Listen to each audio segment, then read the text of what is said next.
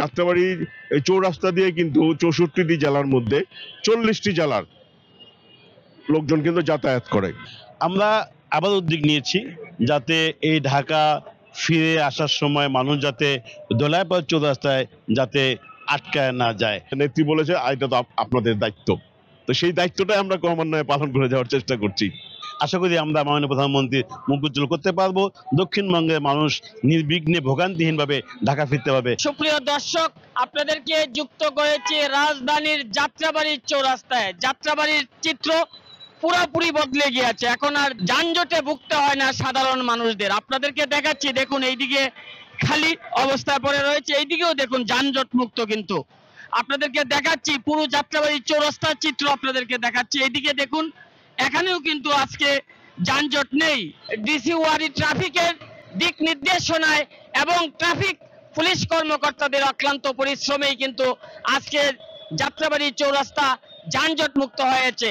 আজকে আমরা এখানে জানতে পেরেছি ট্রাফিক ডিসি মোহাম্মদ আশরাফ ইমাম এবং ঢাকা 4 আসনের মাননীয় সাংসদ ডক্টর মোহাম্মদ আওলাদ হোসেন এবং ঢাকা 5 আসনের সাংসদ মশিউর রহমান মোল্লা সজল, তারা আসবেন। আমরা তাদের কথাও শুনবো এবং যানজট ব্যবস্থা নিরসনে যে পদক্ষেপ তারা নিচ্ছেন সেই সম্পর্কে তাদের কাছে জানবো। আপনারা আমাদের সাথেই থাকুন। এই যে আপনার যাত্রাবাড়ির পুরো চিত্রই যেন বদলে যাচ্ছে, এটা কি সবসময় থাকবে কিনা? আপনারা জানেন, আমরা মাননীয় কমিশনার স্যারের নির্দেশে আমার ডিসি ট্রাফিক ওয়ারি স্যারের তত্ত্বাবধানে এডিসি এবং এসি স্যারের নির্দেশনায় আমরা যাত্রাবাড়ি চৌরাস্তা যে আগে যে যানজট ছিল তা নিরাময়ে কাজ করে গেছি এবং কাজ করে যাব ভবিষ্যতে।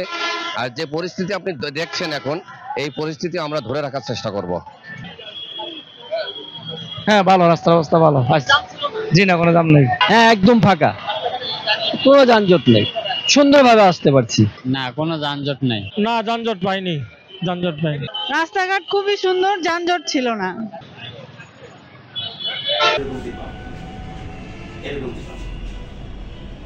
এখানে আমাদের এই ওয়ারি বিভাগের ডিসি ট্রাফিক, এডিসি এবং টিআই সার্জেন্ট তারাও ছিল, আমাদের ঢাকাচারের এমপি মহোদয়, মাননীয় সংসদ সদস্য ডাক্তার আলাদ ভাই আছেন। আমরা যেটা এখানে মিটিং করলাম সেটা হচ্ছে আমরা গত ঈদেও করেছিলাম, আজকের মিটিংটা আরো ভালো হয়েছে।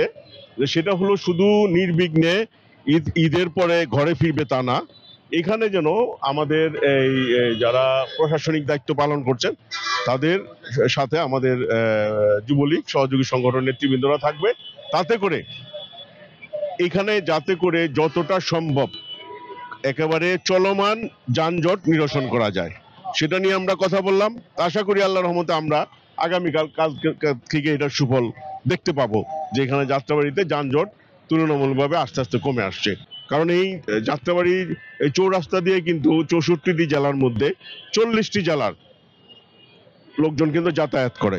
এবং এখানে যারা কাউন্টার আছে, আপনাদের মাধ্যমে আমি সকল কাউন্টার এবং এই কোম্পানির যে মালিকরা আছে তাদের প্রতি অনুরোধ রাখছি যে আপনারা আপনাদের কাউন্টারের সামনে যেই সময়সীমা আমাদের এই প্রশাসন নির্ধারণ করে দিবে সেই সময়সীমার বেশি যেন কেউ না রাখে, এবং একটা কোম্পানির একটা বেশি গাড়ি যেন সেই সময়টুকুর মধ্যেই থাকে, আর একটা গাড়ি রাস্তায় যেন আর কোনো গাড়ি পাশাপাশি না থাকে, তাহলে এই যানজটটা আপনার হবে না। আসলে আমি এবং ঢাকা 5-এর এমপি মশিউর রহমান সজল দুজনে মিলেই আমরা রমজান ঈদুল ফিতরের সময় উদ্যোগ নিয়েছিলাম। আমরা ট্রাফিক ডিভিশন এবং ওয়ারি ডিভিশন ট্রাফিক এবং ক্রাইম 2 ডিভিশনের ডিসি মহোদয় সহ আমরা মত বিনিময় করেছিলাম এবং আমরা সফলকাম হয়েছিলাম যে যাতে যানজট না থাকে। এবং সংসদে এই বিষয়ে মাননীয় প্রধানমন্ত্রী আমাদেরকে প্রশংসা করেছিল এবং বলেছিল যে এই মত বিনিময় করে, এই কোঅর্ডিনেশন করে যানজট নিরসনে সংসদ সদস্যবৃন্দরা কাজ করে যায় আহ্বান জানিয়েছিলেন। আমি ঠিক তদ্রুপই আবারও উদ্যোগ নিয়েছি, আমরা 2 ভাই বসেছি। আসলে সকল ক্রেডিট হলো এই ওয়ারি ডিভিশনের পুলিশের এবং ক্রাইম এবং ট্রাফিক, বিশেষ করে তারা অক্লান্ত পরিশ্রম করে, নিরলস পরিশ্রম করে। আমরা আবার উদ্যোগ নিয়েছি যাতে এই ঢাকা ফিরে আসার সময় মানুষ যাতে দোলাইপাড় চৌরাস্তায় যাতে আটকায় না যায়। এবং দেখা গেছে আমরা যেটা খুঁজে বের করেছি যে যাত্রাবাড়ি চৌরাস্তায় এই আমাদের বাইরে থেকে ইনকামিং গাড়িগুলো আউটগোয়িং হওয়ার জন্য এই যাত্রাবাড়ি চৌরাস্তা এখানে কয়েকটা লাইন দাঁড়িয়ে থাকে।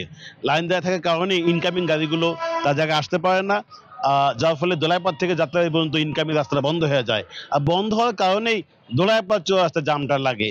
আর ওই জাম লাগার কারণেই আমাদের ফ্লাইওভারে কোনো গাড়ি আসতে পারে না।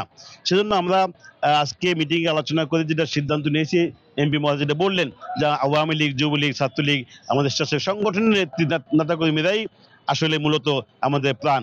আমরা এমপিরা তো জাস্ট এসি রুমে বসে আলাপ আলোচনা করলাম, কিন্তু মূল কাজটা এখানকার যা সংগঠন নেতাকর্মীরা তারা দায়িত্ব নিচ্ছে। পুলিশের টিআই মহোদয়গণ আছেন, তারা সব দুই পক্ষ মিলে কোঅর্ডিনেশন করে যাতে যানজট না লাগে সেজন্য কাজ করে যাবেন। এবং মাননীয় প্রধানমন্ত্রীকে আমরা যেভাবে গতবার ঈদুল ফিতরের সময় আমরা মেসেজ দিতে পেরেছিলাম যে কোনো যানজট হয়নি, আশা করি এবারও আমরা সেই মেসেজটা আমরা দিতে পারবো যে আমাদের দক্ষিণবঙ্গের মানুষের যানজট হয়নি। এবং এমপি মহোদয় খুব ভালো বলছেন যেটা চলমান থাকবে, এটা যেখানে সিঙ্গেল লাইন বাইরে গাড়ি দাঁড়াবে না, একটা কোম্পানি একটা বেশি বাস দাঁড়াবে না, এবং এখানে যানজট হবে না। আমরা আস্তে আস্তে চেষ্টা করবো এখানে সরকারি জায়গায় অবৈধভাবে দখল করে আছে ফুটপাত, যা আমাদের যানজটের আরো একটা কারণ, সেটাও আমরা উদ্ধার করার জন্য আমরা সচেষ্ট হব।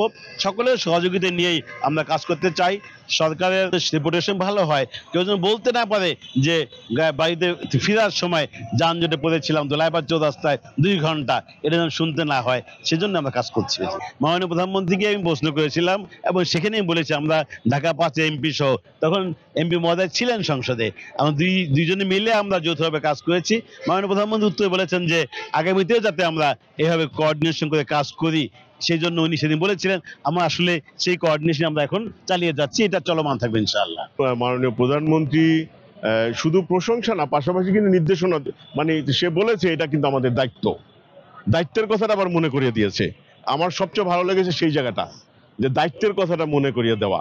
আমরা উদ্যোগ নিয়েছি আর ওইটাই মাথায় রেখেছি যে নেত্রী বলেছে এটা তো আপনাদের দায়িত্ব, তো সেই দায়িত্বটাই আমরা ক্রমান্বয়ে পালন করে যাওয়ার চেষ্টা করছি। আমরা প্রশংসা পেয়েছি, সাথে নির্দেশনা পেয়েছি, এবং সেই নির্দেশনা মোতাবেক আজ কাজ করার উৎসাহ পেয়েছি। আর যার ফলে আমরা এই 2 ভাই মিলে আজকে এই মিটিংটা করেছি। আশা করি আমরা মাননীয় প্রধানমন্ত্রীর মুখ উজ্জ্বল করতে পারবো, দক্ষিণবঙ্গের মানুষ নির্বিঘ্নে ভোগান্তিহীনভাবে ঢাকা ফিরতে পারবে, এটাই আমার আশা। ধন্যবাদ।